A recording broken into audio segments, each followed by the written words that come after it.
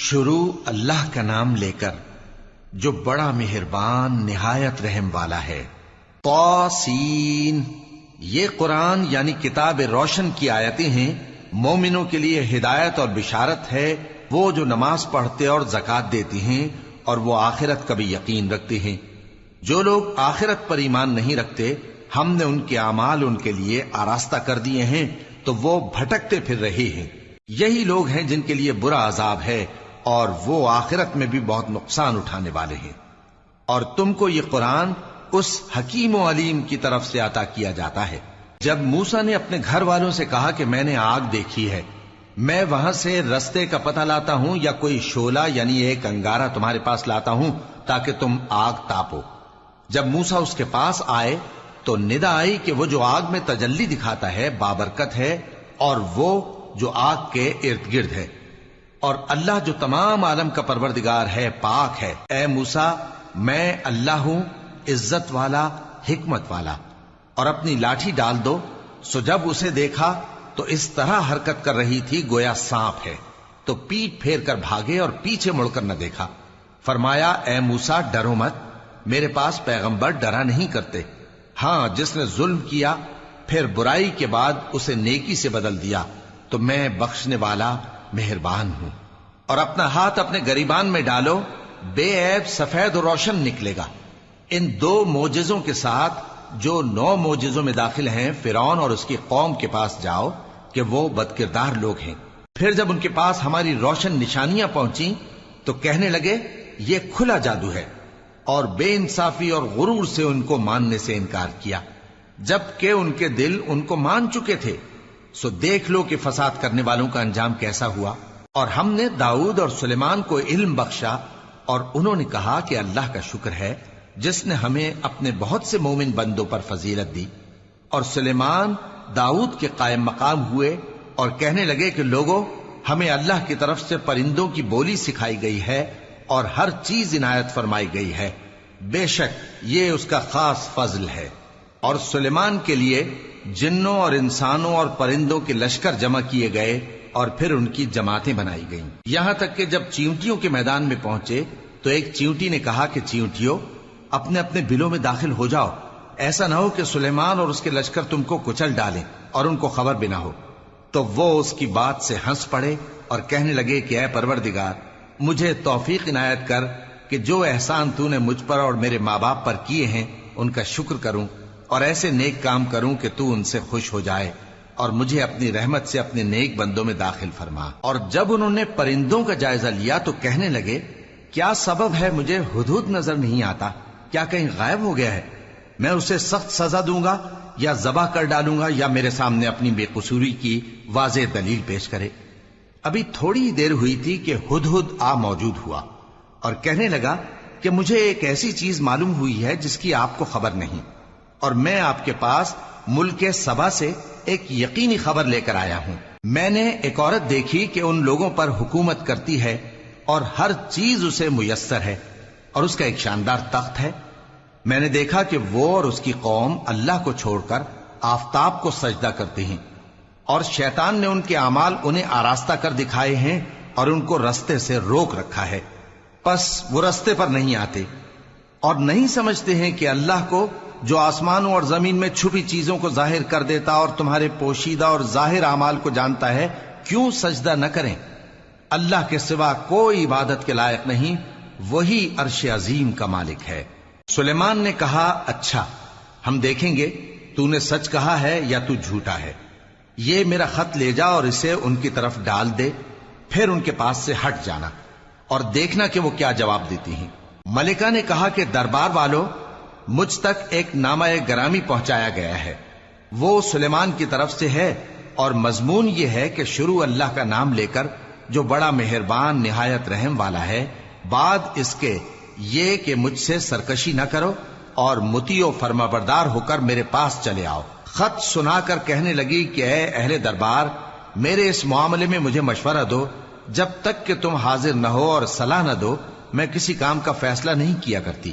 وہ بولے کہ ہم بڑے زوراور اور سخت جنگجو ہیں، اور حکم آپ کے اختیار میں ہے، تو جو حکم دیجیے گا اس کے انجام پر نظر کر لیجئے گا۔ اس نے کہا کہ بادشاہ جب کسی شہر میں داخل ہوتے ہیں تو اس کو تباہ کر دیتے ہیں اور وہاں کے عزت والوں کو ذلیل کر دیا کرتے ہیں، اور اسی طرح یہ بھی کریں گے۔ اور میں ان کی طرف کچھ تحفہ بھیجتی ہوں اور دیکھتی ہوں کہ قاصد کیا جواب لاتے ہیں۔ پس جب قاصد سلیمان کے پاس پہنچا تو سلیمان نے کہا، کیا تم مجھے مال سے مدد دینا چاہتے ہو؟ سو جو کچھ اللہ نے مجھے عطا فرمایا ہے وہ اس سے کہیں بہتر ہے جو تمہیں دیا ہے۔ حقیقت یہ ہے کہ اپنے تحفے سے تم ہی خوش ہوتے ہوگے۔ ان کے پاس واپس جاؤ، اب ہم ان پر ایسے لشکر لے کر حملہ کریں گے جن کے مقابلے کی ان میں طاقت نہ ہوگی، اور ان کو وہاں سے بے عزت کر کے نکال دیں گے اور وہ ذلیل ہوں گے۔ سلیمان نے کہا کہ اے دربار والو، کوئی تم میں ایسا ہے کہ قبل اس کے کہ وہ لوگ فرما بردار ہو کر ہمارے پاس آئیں، ملکہ کا تخت میرے پاس لے آئے؟ جنات میں سے ایک قوی ہیکل جن نے کہا کہ قبل اس کے کہ آپ اپنی جگہ سے اٹھیں میں اس کو آپ کے پاس لا حاضر کرتا ہوں، اور مجھے اس پر قدرت بھی حاصل ہے اور امانت دار بھی ہوں۔ ایک شخص جس کو کتاب الہی کا علم تھا کہنے لگا کہ میں آپ کی آنکھ کے جھپکنے سے پہلے پہلے اسے آپ کے پاس حاضر کیے دیتا ہوں۔ جب سلیمان نے تخت کو اپنے پاس رکھا ہوا دیکھا تو کہا کہ یہ میرے پروردگار کا فضل ہے تاکہ مجھے آزمائے کہ میں شکر کرتا ہوں یا کفران نعمت کرتا ہوں، اور جو شکر کرتا ہے تو اپنے ہی فائدے کے لیے شکر کرتا ہے، اور جو ناشکری کرتا ہے تو میرا پروردگار بے نیاز ہے، کرم کرنے والا ہے۔ سلیمان نے کہا کہ ملکہ کے امتحان عقل کے لیے اس کے تخت کی صورت بدل دو، دیکھیں کہ وہ سوج رکھتی ہے یا ان لوگوں میں سے ہے جو سوج نہیں رکھتے۔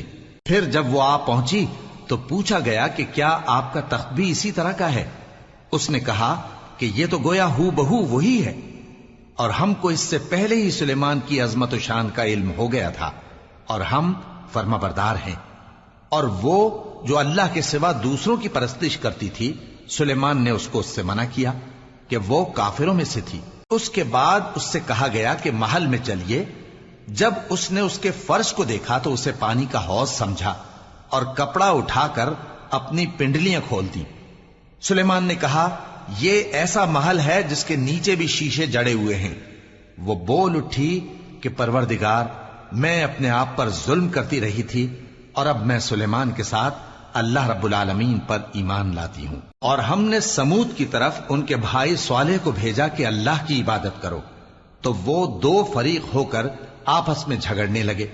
صالح نے کہا کہ اے قوم، تم بھلائی سے پہلے برائی کے لیے کیوں جلدی کرتے ہو، اور اللہ سے بخشش کیوں نہیں مانگتے تاکہ تم پر رحم کیا جائے؟ وہ کہنے لگے کہ تم اور تمہارے ساتھی ہمارے لیے برا شگون ہیں۔ صالح نے کہا کہ تمہاری بدشگونی اللہ کے پاس ہے، بلکہ تم ایسے لوگ ہو جن کی آزمائش کی جاتی ہے۔ اور شہر میں 9 شخص تھے جو ملک میں فساد کیا کرتے تھے اور اصلاح سے کام نہیں لیتے تھے۔ کہنے لگے کہ اللہ کی قسم کھاؤ کہ ہم رات کو اس پر اور اس کے گھر والوں پر شبخون ماریں گے، پھر اس کے وارثوں سے کہہ دیں گے کہ ہم تو اس کے گھر والوں کے موقع ہلاکت پر تھے ہی نہیں، اور ہم سچ کہتے ہیں۔ اور وہ ایک چال چلے، اور ہم نے بھی ایک تدبیر کی، اور ان کو کچھ خبر نہ ہوئی۔ تو دیکھ لو کہ ان کی چال کا انجام کیسا ہوا۔ ہم نے ان کو اور ان کی قوم سب کو ہلاک کر ڈالا۔ اب ان کے یہ گھر ان کے ظلم کے سبب تلپٹ پڑے ہیں۔ جو لوگ علم رکھتے ہیں ان کے لیے اس میں نشانی ہے، اور جو لوگ ایمان لائے اور ڈرتے تھے ان کو ہم نے نجات دی۔ اور لوط کو یاد کرو جب انہوں نے اپنی قوم سے کہا کہ تم بے حیائی کے کام کیوں کرتے ہو جبکہ تم دیکھتے ہو؟ کیا تم عورتوں کو چھوڑ کر لذت حاصل کرنے کے لیے مردوں کی طرف مائل ہوتے ہو؟ حقیقت یہ ہے کہ تم احمق لوگ ہو۔ تو ان کی قوم کے لوگ بولے تو یہ بولے، اور اس کے سوا ان کا کچھ جواب نہ تھا کہ لوط کے گھر والوں کو اپنے شہر سے نکال دو، یہ لوگ پاک بننا چاہتے ہیں۔ تو ہم نے ان کو اور ان کے گھر والوں کو نجات دی، مگر ان کی بیوی کہ اس کی نسبت ہم نے مقرر کر رکھا تھا کہ وہ پیچھے رہنے والوں میں ہوگی۔ اور ہم نے ان پر مے برسایا، سو جو مے ان لوگوں پر برسا جن کو متنبع کر دیا گیا تھا برا تھا۔ کہہ دو کہ سب تعریف اللہ ہی کے لیے ہے، اور اس کے ان بندوں پر سلام ہے جس کو اس نے منتخب فرمایا۔ بھلا اللہ بہتر ہے یا وہ جن کو یہ اس کا شریک بناتے ہیں؟ بھلا کس نے آسمانوں اور زمین کو پیدا کیا، اور کس نے تمہارے لیے آسمان سے پانی برسایا؟ پھر ہم نے اس سے سرسبز باغ اگائے تمہارا کام تو نہ تھا کہ تم ان کے درختوں کو اگاتے، تو کیا اللہ کے ساتھ کوئی اور بھی معبود ہے؟ ہرگز نہیں، بلکہ یہ لوگ رستے سے الگ ہو رہے ہیں۔ بھلا کس نے زمین کو قرارگاہ بنایا اور اس کے بیچ نہریں بنائیں اور اس کے لیے پہاڑ بنائے، اور کس نے 2 دریاؤں کے بیچ اوٹ بنائی؟ یہ سب کچھ اللہ نے بنایا، تو کیا اللہ کے ساتھ کوئی اور معبود بھی ہے؟ ہرگز نہیں، بلکہ ان میں اکثر علم نہیں رکھتے۔ بھلا کون بے قرار کی التجا قبول کرتا ہے جب وہ اس سے دعا کرتا ہے، اور کون اس کی تکلیف کو دور کرتا ہے، اور کون تم کو زمین میں اگلوں کا جانشین بناتا ہے؟ یہ سب کچھ اللہ کرتا ہے، تو کیا اللہ کے ساتھ کوئی اور معبود بھی ہے؟ ہرگز نہیں، مگر تم بہت کم غور کرتے ہو۔ بھلا کون تم کو جنگل اور دریا کے اندھیروں میں رستہ بتاتا، اور کون ہواؤں کو اپنی رحمت کے آگے خوشخبری بنا کر بھیجتا ہے؟ یہ سب کچھ اللہ کرتا ہے، تو کیا اللہ کے ساتھ کوئی اور معبود بھی ہے؟ ہرگز نہیں۔ یہ لوگ جو شرک کرتے ہیں، اللہ کی شان اس سے بلند ہے۔ بھلا کون خلقت کو پہلی بار پیدا کرتا پھر اس کو دوبارہ پیدا کرے گا؟ اور کون تم کو آسمان اور زمین سے رزق دیتا ہے؟ یہ سب کچھ اللہ کرتا ہے، تو کیا اللہ کے ساتھ کوئی اور معبود بھی ہے؟ ہرگز نہیں۔ کہہ دو کہ مشرکو، اگر تم سچے ہو تو دلیل پیش کرو۔ کہہ دو کہ جو لوگ آسمانوں اور زمین میں ہیں اللہ کے سوا غیب کی باتیں نہیں جانتے، اور نہ یہ جانتے ہیں کہ کب زندہ کر کے اٹھائے جائیں گے، بلکہ آخرت کے بارے میں ان کا علم ختم ہو چکا ہے، بلکہ یہ اس کی طرف سے شک میں ہیں، بلکہ یہ اس سے اندھے ہو رہے ہیں۔ اور جو لوگ کافر ہیں کہتے ہیں کہ جب ہم اور ہمارے باپ دادا مٹی ہو جائیں گے تو کیا ہم پھر قبروں سے نکالے جائیں گے؟ یہ وعدہ ہم سے اور ہمارے باپ دادا سے پہلے سے ہوتا چلا آیا ہے، کہاں کا اٹھنا اور کیسی قیامت؟ یہ تو صرف پہلے لوگوں کی کہانیاں ہیں۔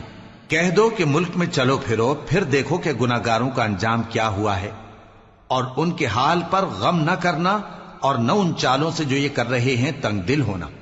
اور کہتے ہیں کہ اگر تم سچے ہو تو یہ وعدہ کب پورا ہوگا؟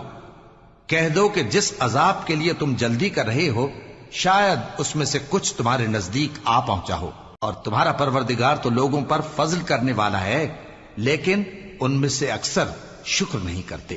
اور جو باتیں ان کے سینوں میں پوشیدہ ہوتی ہیں اور جو کام وہ ظاہر کرتے ہیں، تمہارا پروردگار ان سب کو جانتا ہے۔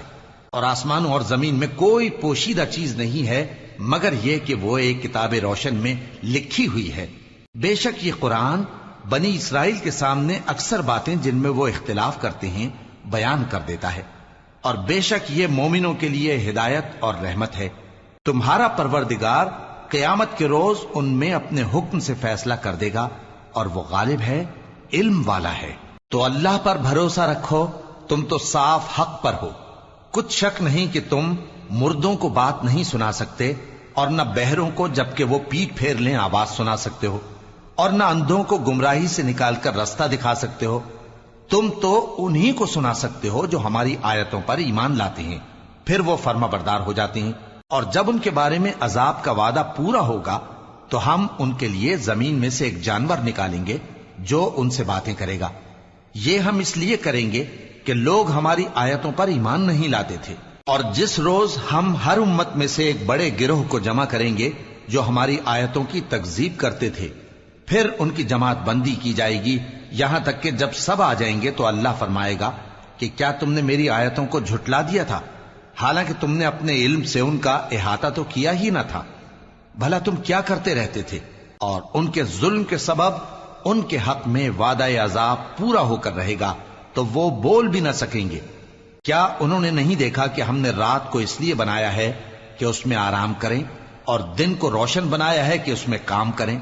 بے شک اس میں مومن لوگوں کے لیے نشانیاں ہیں۔ اور جس روز سور پھونکا جائے گا تو جو لوگ آسمانوں میں اور جو زمین میں ہیں سب گھبرا اٹھیں گے مگر وہ جسے اللہ چاہے، اور سب اس کے پاس عاجز ہو کر چلے آئیں گے۔ اور تم پہاڑوں کو دیکھتے ہو تو خیال کرتے ہو کہ مضبوط جمے ہوئے ہیں، مگر وہ اس روز اس طرح اڑتے پھریں گے جیسے بادل۔ یہ اللہ کی کاریگری ہے جس نے ہر چیز کو مضبوط بنایا، بے شک وہ تمہارے سب افعال سے باخبر ہے۔ جو شخص نیکی لے کر آئے گا تو اس کے لیے اس سے بہتر بدلہ تیار ہے، اور ایسے لوگ اس روز گھبراہٹ سے بے خوف ہوں گے، اور جو برائی لے کر آئے گا تو ایسے لوگ औंधे मुंह दोजख में डाल दिए जाएंगे। तुमको तो उन्हीं अमाल का बदला मिलेगा जो तुम करते रहे हो। कह दो, मुझको यही इरशाद हुआ है कि इस शहर मक्का के मालिक की इबादत करूं जिसने इसको मुहतरम बनाया है और हर चीज उसी की है, और मुझे यह भी हुक्म हुआ है कि मैं फर्माबरदार रहूं और यह भी कि कुरान पढ़ा करूं। अब जो शख्स राह रास्त इख्तियार करता है तो अपने ही फायदे के लिए इख्तियार करता है, और जो गुमराह रहता है तो कह दो कि मैं तो सिर्फ खबरदार करने वाला हूं। और कहो कि अल्लाह का शुक्र है, वो तुमको अनकरीब अपनी निशानियां दिखाएगा तो तुम उनको पहचान लोगे, और जो काम तुम करते हो तुम्हारा परवरदिगार उनसे बेखबर नहीं है।